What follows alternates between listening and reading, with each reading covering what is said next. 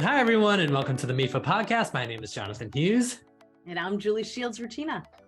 And we have a great show for you today. New MEFA team member Shawn Morrissey is here, and he's going to talk to us about graduate aid, that is, financial aid for graduate students. Now, Shawn is an expert on that topic, so if you're considering going to graduate school and you have questions about how to pay and what kind of aid exists for graduate students, you'll want to pay attention to that conversation later on in the show. But Julie, let's talk about something else first, shall we? Why don't we? You know, we're nearing the end of the year and near the end of the fall semester. And this means that we've been receiving a lot of calls from students about second semester loans. So why don't we take this opportunity to answer some of those questions and give people an overview of that process.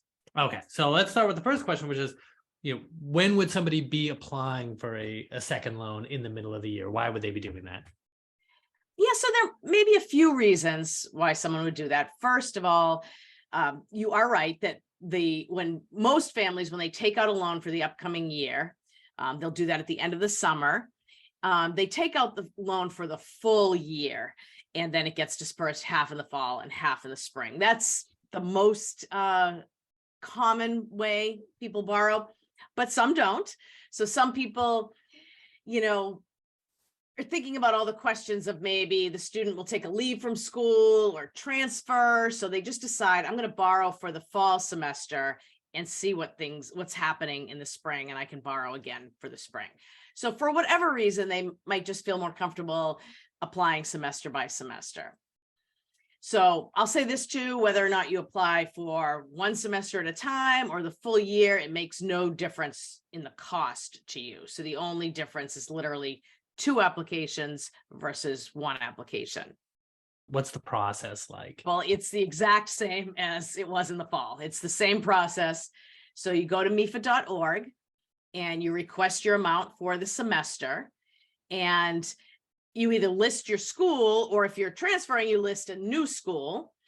And that's important because there's going to be a new credit. There's going to be a credit check. So your credit does have to be approved again. And then you sign the MEFA loan agreement again, and the college has to certify your loan again. So it's just all the steps, but the same process. So where it could get complicated is that piece about whether or not you're transferring to a new school or not. So just remember that all colleges have due dates, that they need to receive payment for the upcoming semester. So make sure you're in contact with the financial aid office. You don't want to get into a situation where you're not able to register or you can't move in. So oftentimes colleges will let you register or move in even if you don't have the money, but they know it's on the way.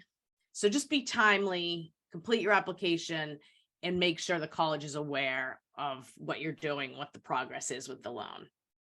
Okay, and what about the last loan that you got? Anything you got to worry about there? Well, if you're transferring colleges, you need to apply for a new loan to go to the new college. And what you also need to do is call MEFA to cancel any disbursements that are scheduled to go out in the spring to your old school. So that's key. A phone call should do it, but you just don't want to have the loan funds go to your old college and then have to have the college send a refund. So if they don't send it in time, interest may accrue on that loan. You might have to pay. So just take care of that. All right. Well, thank you, Julie. Now we're going to head to our MEFA mailbag, and these are questions that have come into us over the past few weeks and answered by our college planning department. And remember, if you have any questions about planning, saving, and paying for college or career readiness, you can reach out to us here at collegeplanning@mefa.org. You can call us at 1-800-449-MEFA, or you can reach us on social media. On Facebook, that's MEFA MA. On Twitter, that's @MEFA Tweets. And on Instagram, that's MEFA_MA. So today's question comes to us from Jamie, who writes, my son has been getting student loans from MEFA and has an opportunity to study abroad summer 2023. He would be earning course credit. Would he be able to get a loan for it? Julie. Yes. Well, first I'll say I love study abroad. Such a good opportunity for a student. So, it really depends on the program. Many times, often, study abroad programs are through the college that the student is going to right now. And if that is the case, then you're paying the college, the tuition and all of that, and you would be able to take a MEFA loan to pay for that. But you need to make sure of that, that it's through your college that your son is attending right now. If it isn't, if it's through another college, I guess you could check with that college to make sure that they have a federal code and that they can accept payment from federal loans and therefore MEFA loans. So that would be the second check. And if it is just its own separate program, you really need to talk to that school, because that may not be eligible for federal financial aid, or therefore a private loan. So let's hope that many study abroad opportunities are directly through the college that your son or daughters are going to. Let's hope that it's that scenario, but really what you need to do is talk to the financial aid office at the college. All right. Well, thank you, Julie. I'll say it again. If you have any questions, you can reach us via email at collegeplanning@mefa.org, over the phone at 1-800-449-MEFA. We have a bench of college guidance experts waiting to answer your question. Now let's go to my interview with MEFA's Director of College Relations, Shawn Morrissey. Shawn Morrissey has nearly 30 years of experience working in the financial aid industry, with stints at Mount Wachusett Community College, Framingham State University, and most importantly for our conversation today on graduate aid, he served as the Director of Financial Aid at the University of Massachusetts Medical School. He joined MEFA just a few months ago. In his role here, he works with colleges and universities to amplify MEFA's public service mission to help families to plan, save, and pay for college. I'll also say that at the latest gathering of the Massachusetts Association of Student Financial Aid Administrators, he won the Charles Jack Sheen Award for distinguished service in the financial aid profession. So Shawn, congratulations, and welcome to the MEFA podcast. Thank you, Jonathan. Happy to join you today. Did I get everything right in your resume there? You did. Good. I'm glad. Well, it's a long one and it's an impressive one. So we're, of course, very happy to have you here at MEFA. We're all very, very excited that you came aboard, and I'm very excited once again to have you here. So just to make sort of everyone aware, generally, what is the difference? We're talking about graduate aid today. And when I say graduate aid, a lot of people who maybe are not at this point yet, or not at the point of college in general yet, are not really sure what the difference is between graduate and undergraduate school. So can you just start us off there? Sure. So graduate school is mostly any degree that you're pursuing after you've already completed a bachelor's degree.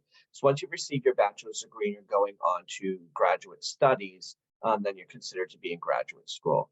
You could, once you have a bachelor's degree, go on and pursue another bachelor's degree, then you'd still be an undergraduate. But if you're going on to further your studies and get more in depth in the field, then you're considered a graduate student. And so these are like master's programs, is that right? Yes, master's programs, professional programs, like if you're going to medical school or law school, those are considered professional degrees.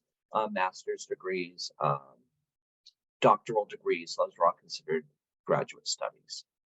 And so at UMass Medical School, I mentioned that was relevant for this conversation here. You were dealing pretty much exclusively with graduate students, is that right? Yes, we were completely graduate only. We have nursing programs there, a graduate school of biomedical sciences, and medical school. So we had several different degrees, but they were all graduate degrees. So I'm pretty well versed in the field of undergraduate financial aid. But can you give us a sense of how that picture changes when we get to the graduate level? The big thing that changes when you get to the graduate level is federal aid. So anything for federal grant aid, like the Pell Grant program, the FSEOG program, those are not available, unfortunately, to graduate students. So, and also any subsidized federal loans are not available to graduate students. So graduate students would have, for federal aid, the only thing they have available to them would be unsubsidized federal direct loans in Grad Plus loans, which are taken out in their own name rather than the undergraduate plus loan is taken out in the parent's name. Graduate students are able to take out plus loans in their own name, because once you complete your bachelor's degree and go on to graduate school, you are considered an independent student, and for most cases you're not reporting parental data any longer for the determination of your financial aid. So if you're an undergraduate student and you're graduating and you're considering going to graduate school, you need to file that FAFSA if you want financial aid, correct? Yes, you do need to file the FAFSA still for graduate school. The process for applying for financial aid to grad school is very similar to undergrad. All the same forms are used. It's just there are different types of aid that you're eligible for.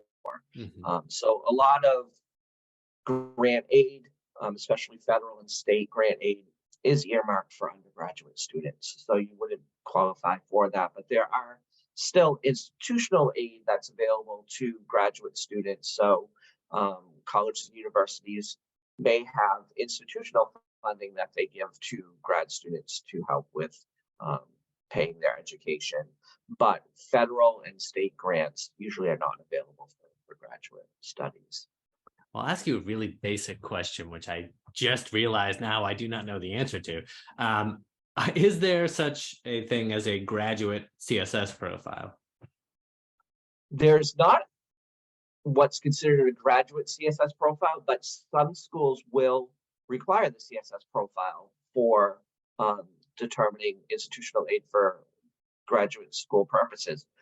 For our medical school program at UMass Medical School, we did require the CSS profile form and also require parental data, which kind of contradicts what I just said, where most students are considered independent for graduate school. But when it came to medical school purposes, a lot of medical schools do collect parental data, because in the case of medical school, which is different from most graduate degrees, medical students are pretty much working full-time as a student. So they have no income while they're in medical school. Most people that are pursuing a graduate degree do have a job on the side or have some time to do that. With medical school, it's so intensive, there is no time to do that. So every student would look exactly the same. If we required only student information, they would all have a zero income, would all show full need. So in order to determine financial need for institutional aid, a lot of medical schools do collect parental data in order to determine that financial need, which is different than most graduate programs. Well, that is sort of my next question, and that is, are there different types of aid available for different types of graduate programs?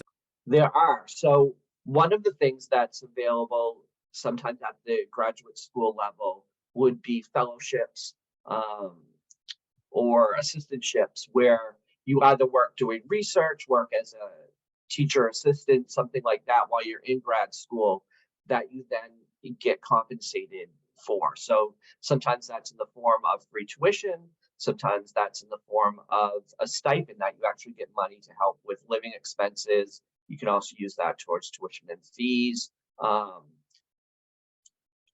Sometimes you're working doing research and you get both a tuition waiver and a stipend. So you actually can get paid to go to grad school in certain fields. At the Graduate School of Medical Sciences at UMass Medical School, there is a program that students pursuing a PhD in research do medical research, and their degree is completely paid for. No tuition or fee charges; those are all waived for them.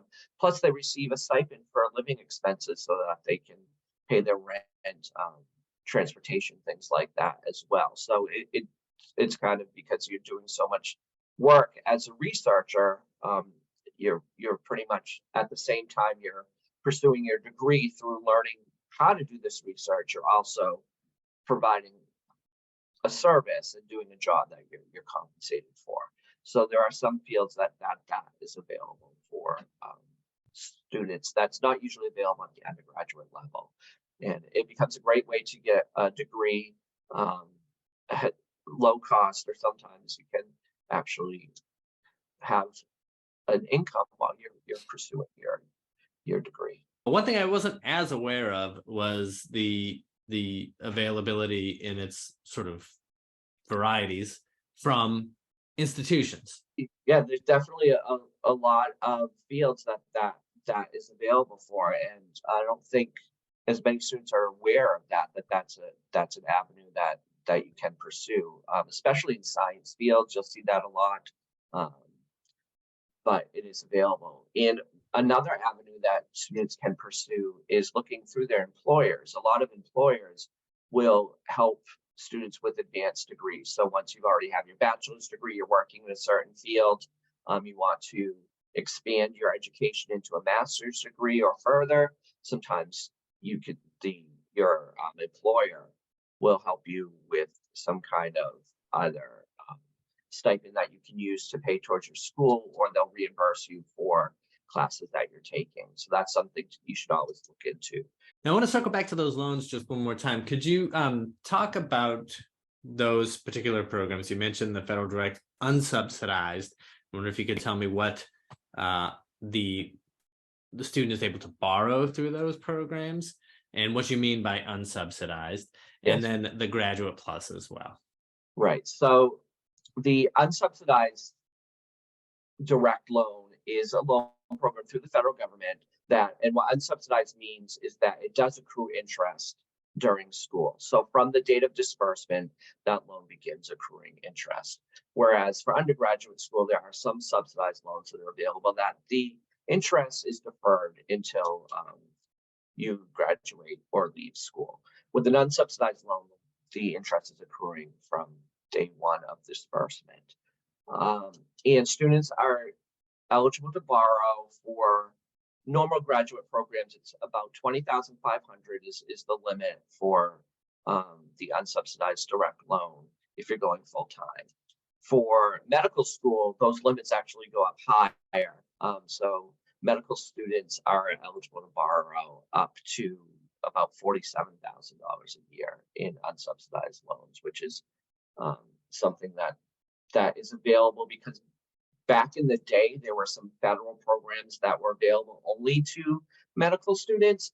Those programs were done away with, and what they did to replace those was to increase the loan limits available to medical students because their costs are usually pretty high for those loans.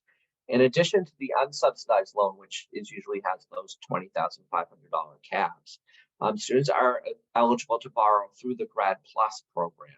And the Grad Plus program, unlike the unsubsidized federal direct loan program, is a credit-based loan. So you have to show credit worthiness in order to qualify for the Grad Plus loan.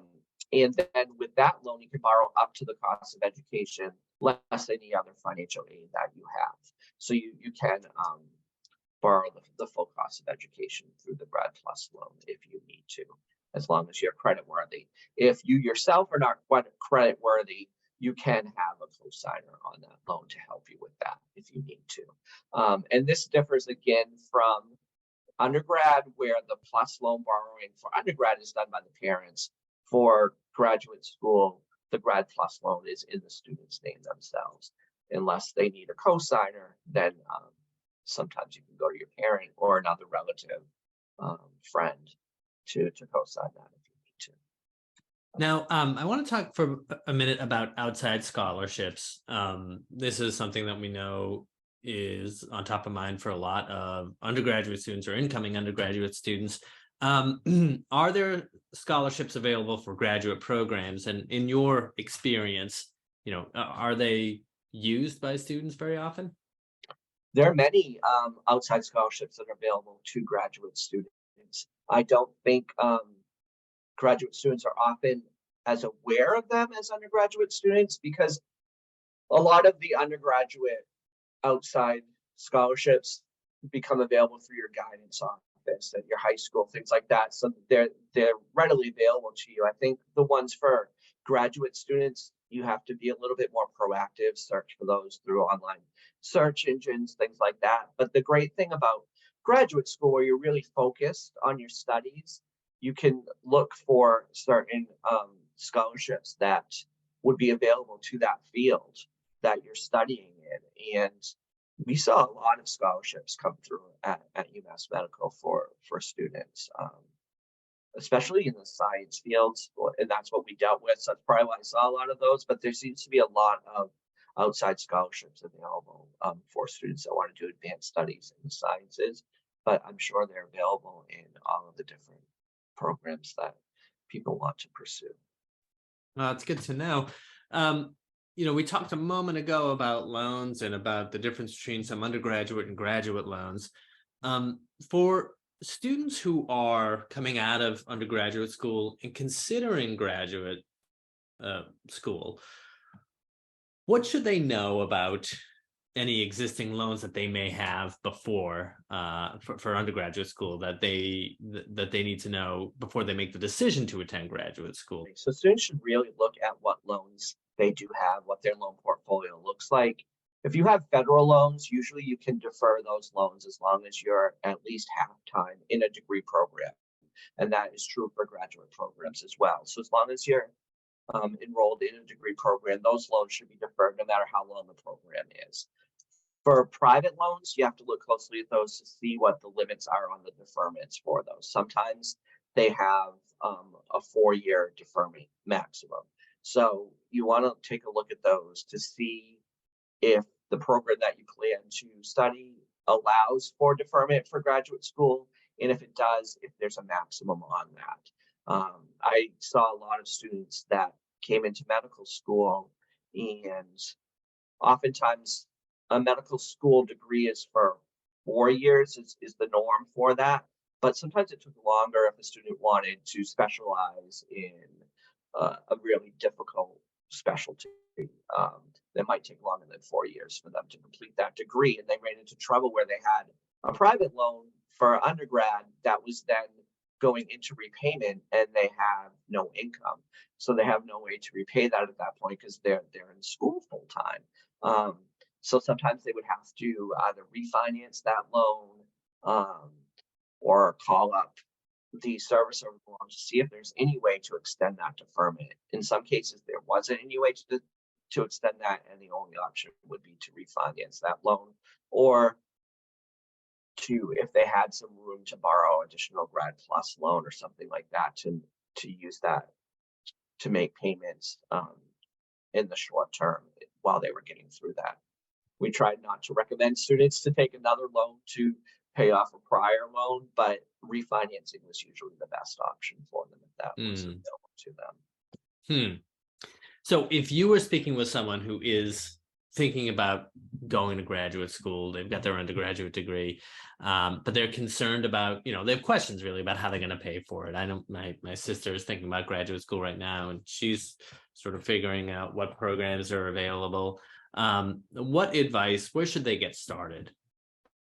What they should first do is contact the financial aid office at schools that they're planning to attend. See what might be available at that particular school, because each school will have different funding that may be available for those programs that no one else may know about. So that would be the first source to do. The other thing I would recommend is contacting your human resources office, where if you're employed currently, to see if they have any education benefits available to help pay for your school as well. And then again, I would take a look at what you already have for a loan portfolio if you have undergraduate loans, to make sure that you have all of that information readily available to you, to know that if you have to put those loans into deferment, or if you're going to have to still make payments on those loans, if that's going to be affordable for you once you add additional loans to that possibly, or if you're reducing your hours of work to pursue your degree, if you're still able to make those loan payments for undergraduate. When would you say, what factors would you consider that someone should consider when they're trying to figure out if a graduate program would be a good investment for them?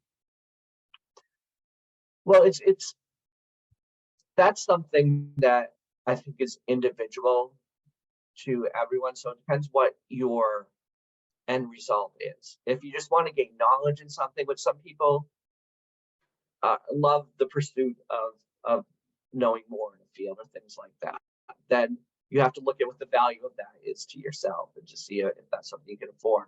If your goal is to have a higher income and to better yourself that way through a graduate degree, then you can do a cost analysis. See, how much is it going to cost me for this degree over my lifetime of earnings? How much is the potential that I could increase my income by having this degree, and do a cost analysis there to see if the amount that you're paying for that education is worth your investment. In most cases, in a lot of fields, if you look at graduate degree and potential earnings, the return on investment is really good on pursuing advanced degrees. But in some fields, unfortunately, you don't get that return on investment, but it may still be worth it to you individually if it's a passion of yours that you want to pursue, if the knowledge that you're gaining through that advanced degree is worth it to you. So you just have to ask that question of yourself. Well, Shawn, thank you very much. I learned a lot about Graduate Aid talking to you right now, so I can imagine others will as well. But it was great to have you in the show, and thank you so much for coming by. Thank you, Jonathan. Anytime you need to talk to me, I'm happy to be here.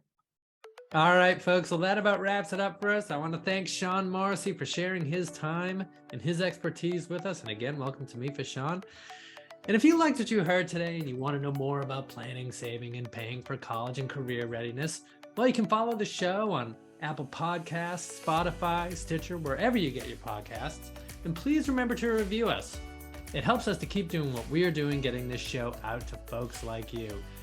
Julie, once again, it was a pleasure. Thank you. Thank you, John. And I want to thank Sean Connolly, our producer, and AJ Yee for his assistance in posting the show. Once again, my name is Jonathan Hughes, and this has been the MEFA Podcast.